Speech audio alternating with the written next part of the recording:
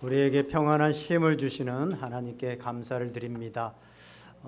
무더운 여름 또 긴 장마가 지나가고 햇살 좋은 가을이 다가오고 있습니다. 이 가을에 주님의 크신 은혜와 평강과 삶의 열매가 여러분의 삶에 가득 맺히기를 주님의 이름으로 간절히 축원드립니다. 전 세계 70여 개국에 500여 개의 호텔을 경영하는 호텔을 보유하고 있는 콘레드 힐튼이라고 하는 사람의 기도로 꿈을 이룬 호텔왕 힐튼이라고 하는 책을 보면 이런 말이 나옵니다. 나는 어머니가 가르쳐 주신 대로 더 많은 기도를 드렸다. 매일 아침 6시 반에 교회에 찾아가 기도를 드렸다. 아무리 밤늦게까지 일을 해도 아침이면 무릎을 꿇고 기도를 드린 다음 출근했다. 일과를 시작하기 전에 기도를 빠뜨릴 수가 없었다. 기도는 어머니가 나에게 준 첫 번째 열쇠였던 것이다 라고 말하고 있습니다. 성경은 기도의 책이라고 할 만큼 기도에 관한 내용들로 가득 차 있습니다.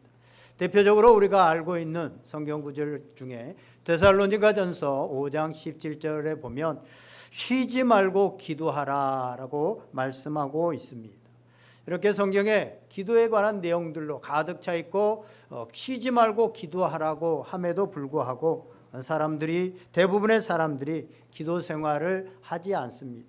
왜냐하면 기도가 시간 낭비라고 그렇게 생각하기 때문입니다. 특히나 바쁘게 사업을 하고 직장 생활을 열심히 하며 살아가는 사람들은 더더욱 그렇습니다. 그런데 우리와 거의 동시대에 살아갔던 너무나도 바쁜 사업가요, 투자가였던 콘레드 힐튼은 이렇게 주장합니다. 가장 좋은 투자는 기도입니다 라고 그렇게 말합니다. 그렇습니다. 기도는 우리 인생의 가장 좋은 투자입니다. 그래서 성경은 기도에 관한 내용들로 가득 차 있습니다. 우리 믿음의 선조들 또 믿음의 선배들은 다 기도하는 사람들이었습니다. 제가 수요일에도 말씀드렸지만 창세기 18장에 보면 아브라함이 소돔과 고모라를 멸망시킬 것이다 라고 하는 하나님의 말씀을 듣고 그 소돔과 고모라를 위해서 계속해서 중보하며 기도하는 내용들이 나옵니다. 출애굽기 32장에 보면 이스라엘 백성들이 우상 숭배를 함으로 인해서 그 백성들을 멸망시킬 것이다 라고 모세에게 말했을 때 모세가 이스라엘 백성들을 위해서 기도하고 있는 것을 보게 되어집니다. 사무엘상 1장에 보면 아이를 낳지 못해서 고통당하고 힘들어하는 한나가 아이를 출생하기 위해서 기도하는 장면들이 나옵니다. 느헤미야 1장을 보면 예루살렘 성이 회파되었다고 하는 소식을 그 궁전에서 듣고 느헤미야가 예루살렘 성벽을 향하여서 또 그곳을 향해서 간절히 기도하고 있는 모습이 나옵니다. 열왕기상 18장을 보면 엘리야가 바알과 아세라 850명의 영적인 제사장들과 그 영적인 대결을 하고 싸움을 하는 데 있어서 하나님 앞에 간절히 기도하는 내용이 나옵니다. 역대하 7장에 보면 솔로몬의 성전을 다 건축하고 난 후에 그 성전을 하나님 앞에 봉헌하면서 하나님께 기도하는 내용이 나옵니다. 시편 51편은 다윗이 범죄하고 난 후에 나단 선지자가 그 죄를 깨닫게 해주었을 때 밤새도록 눈물로 침상을 적시며 하나님께 회개하는 기도가 나옵니다. 사도행전 3장에 보면 베드로와 요한이 성전에 기도하러 올라가다가 나면서부터 안진병이 된 사람을 고치는 장면들이 나옵니다. 이처럼 성경은 기도하는 내용들로 가득 차 있습니다. 그리고 성경에 나오는 믿음의 사람들은 다 한결같이 기도하는 사람들이었습니다. 심지어 사무엘 선지자는 사무엘상 12장 23절에서 나는 너희를 위하여 기도하기를 쉬는 죄를 여호와 앞에 결단코 범하지 아니하고 라고 말합니다. 사무엘 선지자는 기도를 쉬는 것은 죄다 라고 그렇게 생각할 정도로 기도에 대해서 강조하고 있습니다. 그렇다면 예수님은 어떻습니까? 누가복음 22장 39절에서 41절에 보면 이렇게 말씀합니다. 예수께서 나가사 습관을 따라 감람산에 가시매 제자들도 따라갔더니 그곳에 이르러 그들에게 이르시되 유혹에 빠지지 않게 기도하라 하시고 그들을 떠나 돌 던질 만큼 가서 무릎을 꿇고 기도하여라고 말씀하고 있습니다. 사복음서에 예수님의 행적 가운데 습관이라고 하는 단어가 딱 이곳에 한 번 나옵니다. 예수님이 이 땅 가운데 계시면서 살아가는 동안 습관적으로 한 행동이 있었는데 그것이 바로 기도였다라고 말하고 있습니다. 여러분 아시는 것처럼 습관은 몸에 배어 있는 것으로서 생각하지 않아도, 내가 의도하지 않아도 그냥 자연스럽게 나오는 것이 바로 습관입니다. 그런데 예수님은 기도가 생각하지 않아도, 의도하지 않아도, 굳이 해야 되겠다라고 생각하지 않아도 그냥 평생에 늘 했던 것이 바로 기도였다라고 말하고 있습니다. 예수님은 하나님의 아들이면서도 습관을 따라 기도하는 모범을 보이시고 제자들에게 기도하라고 하시면서 한 시간도 깨어 있을 수 없었더냐 베드로와 야고보와 요한에게 말씀하시고 기도할 내용도 친히 가르쳐 주셨습니다. 그 기도할 내용이 뭡니까? 우리가 잘 알고 있는 주기도문입니다. 주님께서 가르쳐 주신 주기도문, 기도의 내용까지도 친절하게 가르쳐 주셨습니다. 예수님께서는 이제 사역을 마무리하면서 제자들을 마지막 모아놓고 이제 다락방에서 요한복음 17장에 보면 제자들을 향해서 또 이 세상을 향해서 기도하는 것으로 사역의 대미를 장식합니다. 그리고 홀로 이제 십자가를 지시기, 잡혀가시기 바로 전에 홀로 겟셋마네 동산에 가서 기도하고 있습니다. 또한 누가복음 23장 34절에 보면 십자가 위에서 죽어가면서 아버지 저들을 사하여 주옵소서 자기들이 하는 것을 알지 못함이니이다 라고 기도로 인생을 마무리하는 것을, 바로 이제 죽기 몇 분 남았는데 기도로 인생을 마무리하는 것을 보게 되어집니다. 저는 이런 내용들을 읽다가 저도 개인적으로 기도를 하다가 죽음을 맞이했으면 참 좋겠다라는 생각을 했습니다. 제가 새벽 기도를 하다가 금요철을 하다가 성전에서 그대로 그냥 죽어 있으면 아마 깜짝 놀라실 분들도 있겠죠. 그리고 어떤 분들은 어떻게 기도하다가 죽을 수 있어? 라고 의아해하는 분들도 계실 겁니다. 그런데 저는 하나님과 대화하다가 하나님과 대화하다가 그냥 그대로 계속 대화가 이어지는 천국으로 가서 하나님과 그대로 대화하고 있으면, 그래서 주님의 품에 안기면 그게 가장 큰 축복이라고 생각합니다. 나이 들어서 뭐 요양원에서 죽는다든가 아니면 병원에서 죽는 것보다도 교회에 나와서 그냥 기도하다가 죽으면 얼마나 그게 복이겠습니까? 실제로 평생 아프리카에서 선교를 하고 하나님이 너무나도 기뻐하시고 존경받았던 리빙스턴이라고 하는 선교사는 기도하다가, 자기가 평소에 늘 가서 기도하던 그 장소에서 기도하다가 그 자세 그대로 죽음을 맞이했습니다. 예수님도 마지막 순간에 기도하면서 마지막 순간을 맞이하는 것을 보게 되어집니다. 예수님께서는 교회는, 이 교회당은 기도하는 집이 되어야 된다라고 말하고 있습니다. 누가복음 19장 46절에 보면 예수님께서 성전에서 장사하는 사람들을 내쫓으면서 이런 말씀을 하십니다. 기록된 바 내 집은 기도하는 집이 되어야 하리라 하였거늘 너희는 강도의 소굴을 만들었도다. 예수님께서는 교회는, 성전은 기도하는 집이 되어야 된다라고 말씀하고 있습니다. 그래서 주님께서 기뻐하시는 교회는 바로 기도하는 교회이고, 기도하는 교회가 주님께서 기뻐하시는 교회라고 하는 사실입니다. 그렇다면 성경은 왜 이렇게 기도할 것을 강조하고, 하나님께서는 또 예수님께서는 왜 이렇게 기도할 것을 우리에게 강조하시고 기도하라고 하실까요? 이유는 간단합니다. 이유는 복을 주시기 위함입니다. 우리가 기도하지 않아도 하나님은 하나님의 역사를 다 이루실 수 있고, 우리가 기도하지 않아도 하나님은 다 하실 거 하실 수 있습니다. 그런데 성경에 심지어 3분의 1이 기도에 관한 내용입니다. 왜 이렇게 기도를 강조하고 기도하라고 하실까요? 그 이유는 단 한 가지입니다. 우리에게 복을 주시기 위한 것입니다. 앞에서 말한 힐튼의 이야기로 다시 돌아가 봅시다. 힐튼은 기도는 어머니가 그에게 가르쳐 주신 꿈을 실현하는 인생의 첫 열쇠였다라고 말하면서, 그런데 그가 어머니에게 기도를 배워서 실천에 옮기기 시작한 지 40년의 세월이 흐른 어느 날, 그는 사업가로서 굉장히 바쁜 일생을 살아가면서 이런 고백을 합니다. 나는 지난 40년이 넘는 세월 동안 타당한 이유 없이 주일 예배를 빠져본 적이 한 번도 없다. 그리고 지금도 날마다 교회에 가서 무릎을 꿇고 기도를 드린 후에야 하루의 일과를 시작한다.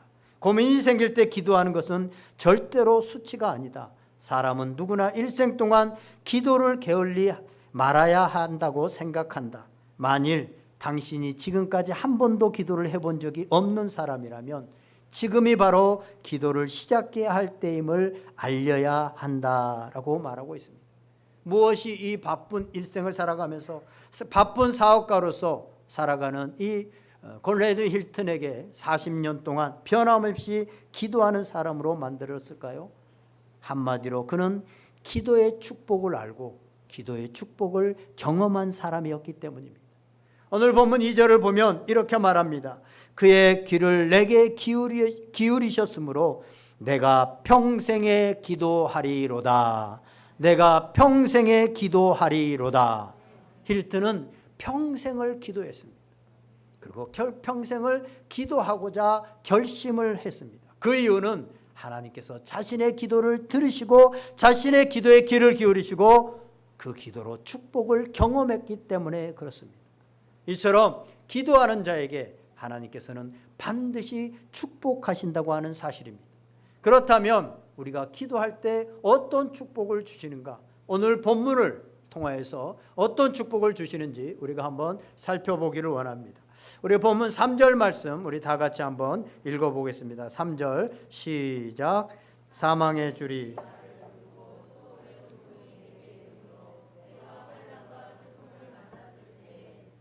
아멘.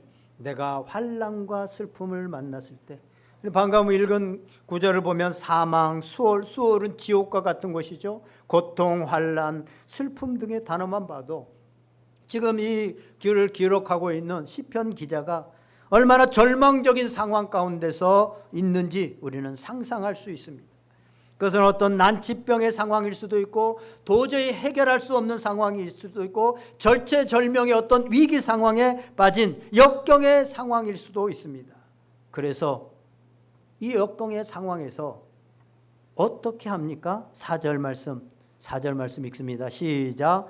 내가 여호와의 이름으로 기도하기를 여호와여 주께 구하오니 내 영혼을 건지소서 하였도다. 아멘. 내가 여호와의 이름으로 기도하기를 여호와여 주께 구하오니 내 영혼을 건지소서 하였도다. 그랬더니 하나님께서 이렇게 간절히 기도한 기도에 어떤 결과를 나타내셨습니까? 6절 말씀 다 같이 읽습니다. 시작. 여호와께서는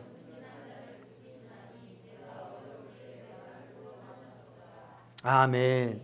왜 구원하시고 왜 어려울 때 나를 구원하셨느냐? 여호와는 은혜로우시고 5절에 보면 의로우시며 우리 하나님은 긍휼이 많으시기 때문에 하나님은 은혜가 많으시고 의로우시고 긍휼이 많으시기 때문에 기도하는 그 기도를 외면하지 않으시고 그 기도하는 자의 기도를 들으시고 그 상황 속에서 구원해 주시고 그 환난에서 빠져나올 수 있도록 도와주셨다고 하는 사실을 오늘 성경은 고백하고 있습니다.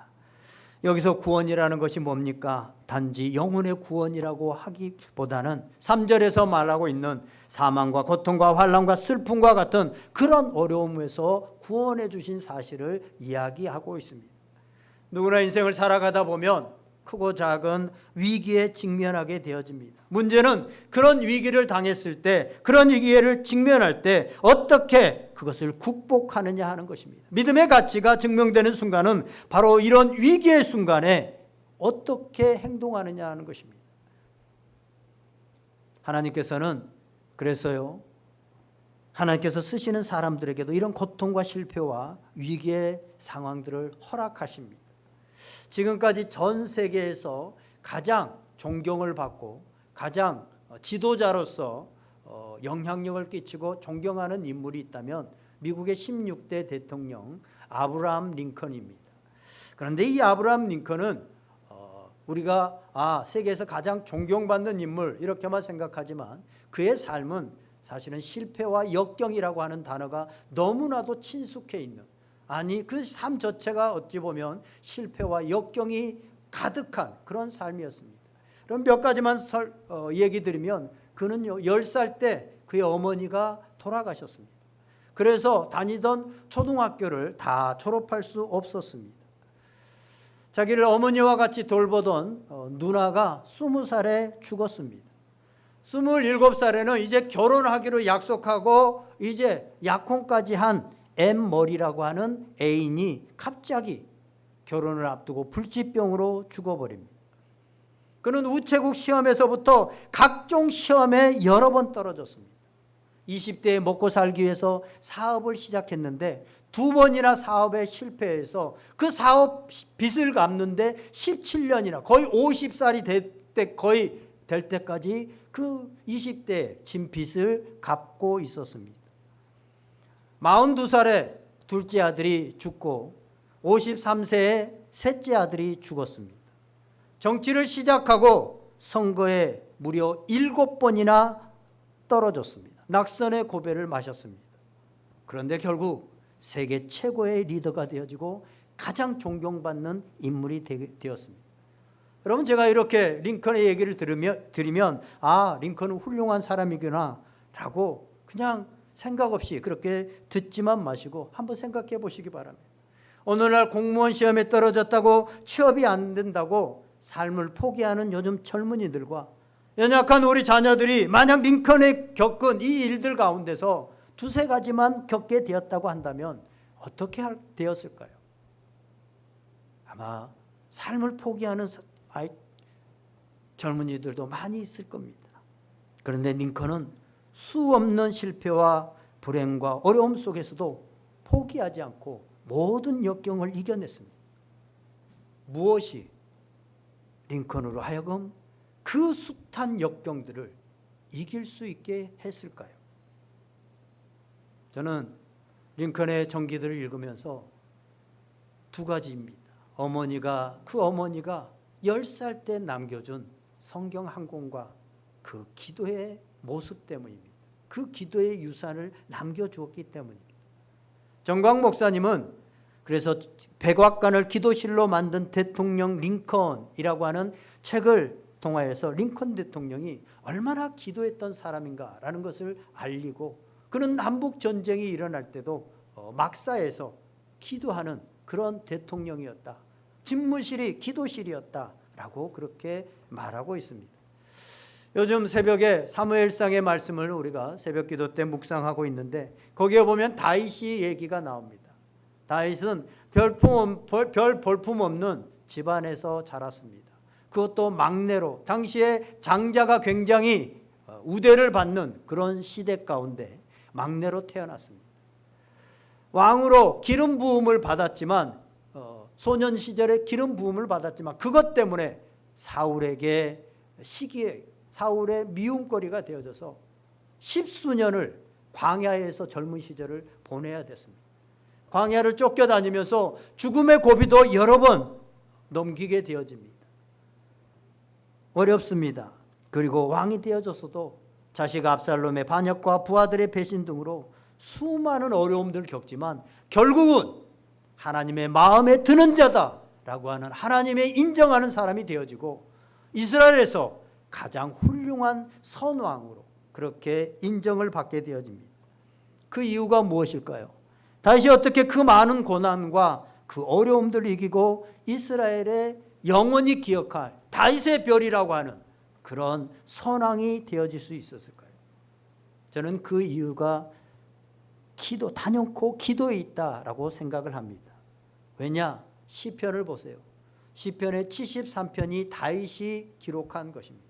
시편 중에 73편에 그 다윗이 기록한 시편들을 보면 다윗이 그 어려움의 때, 환난의 때 기도한 내용들로 가득 차 있습니다. 다윗은 광야에서 외로울 때, 두려울 때, 사망의 음침한 골짜기를 다닐 때, 힘과 능력이 필요할 때, 더 이상 내 힘으로 일어날 힘조차도 없을 때 하나님 앞에 기도했고, 그 기도가 쓰러질 수밖에 없고 넘어질 수밖에 없고 일어날 수 없는 그 환경에서 다윗을 다시 일으켜서 하나님이 기뻐하시는 자로 만들고 사람들이 인정한 그런 왕으로 만들었다고 하는 사실입니다.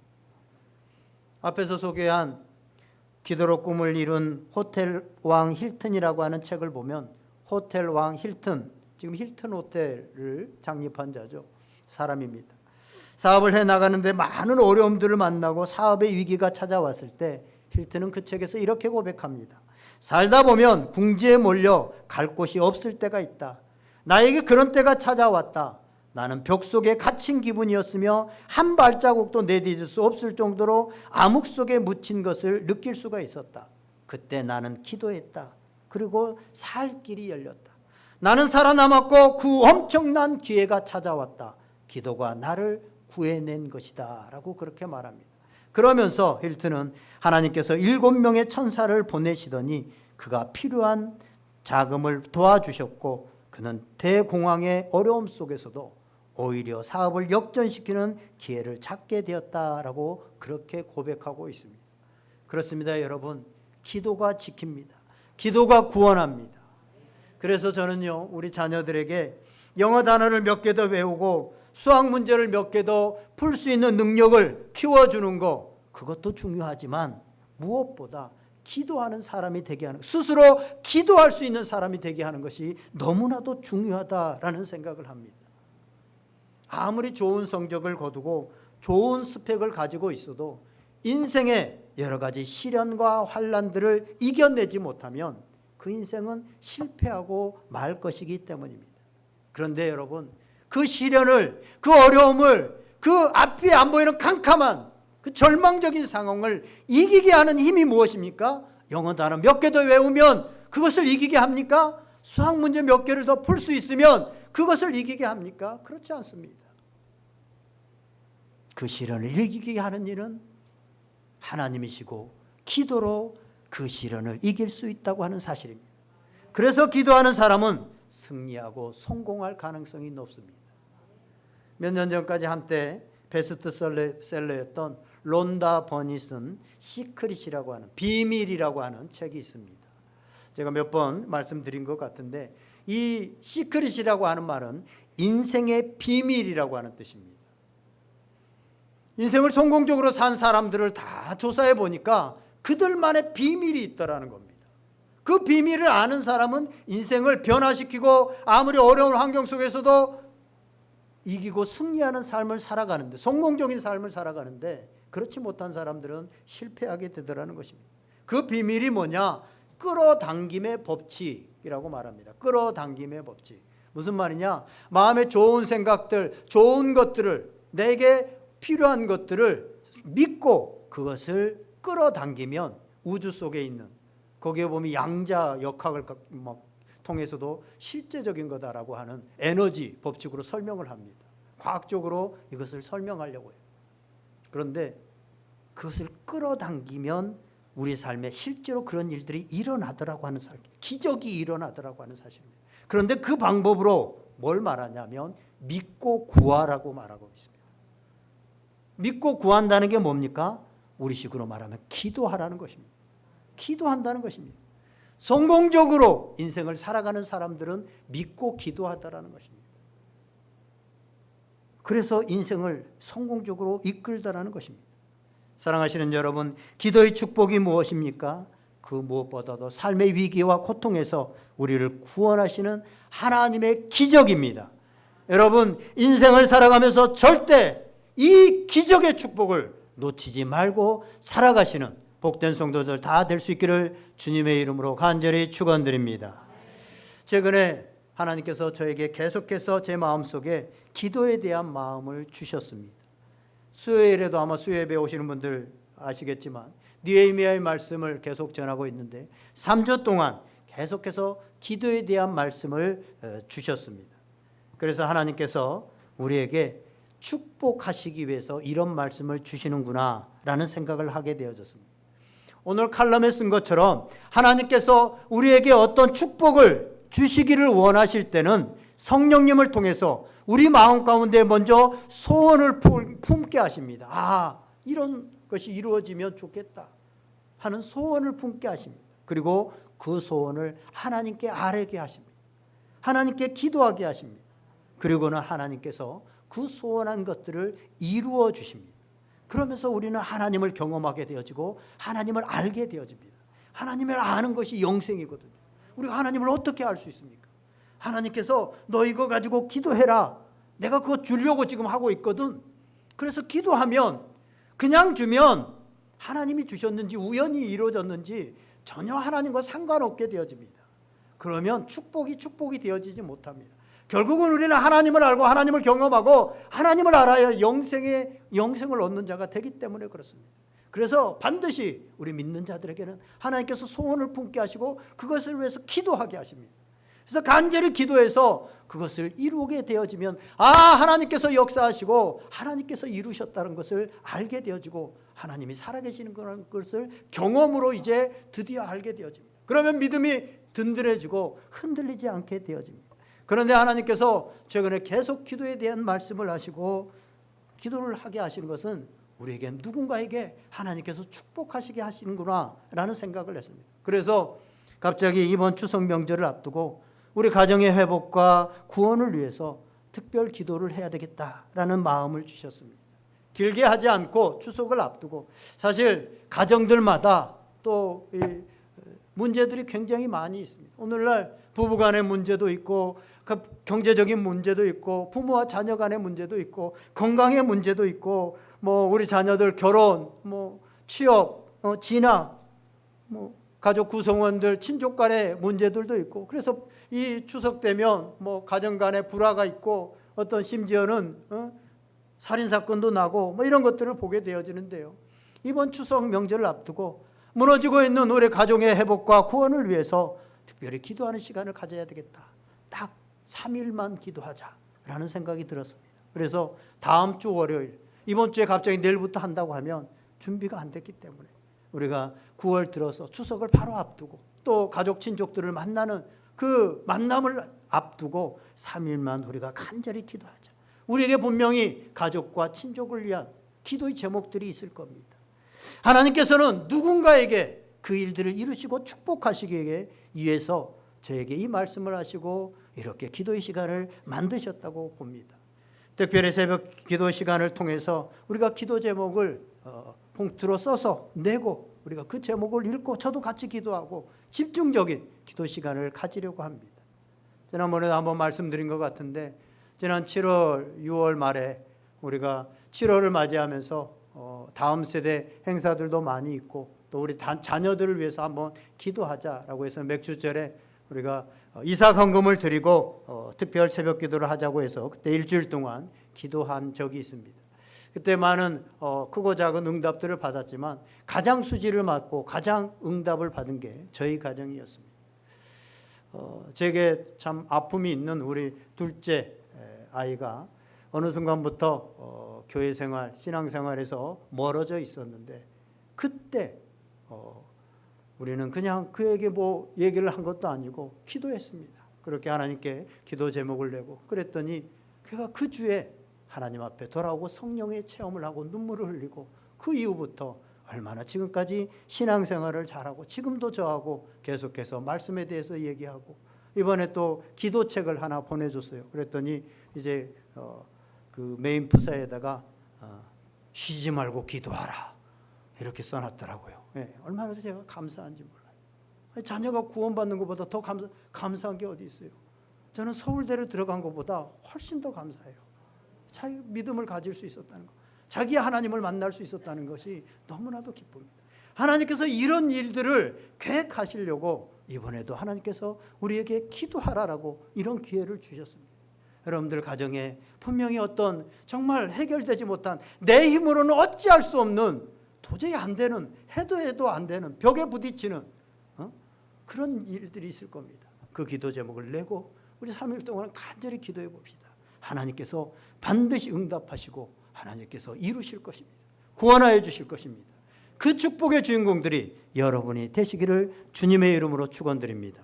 우리 6절 말씀 다시 한번 읽어보겠습니다. 시작. 여호와께서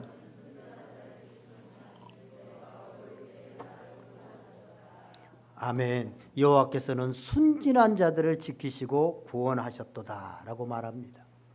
여기서 순진한 자라고 하는 단어는 패타임이라고 하는 원어를 쓰는데 단순한 자 또는 무슨 말이든 잘 믿고 어리석은 자라고 하는 뜻이 있습니다. 그래서 이전에 개역 성경에는 어리석은 자라고 번역되어 있었습니다.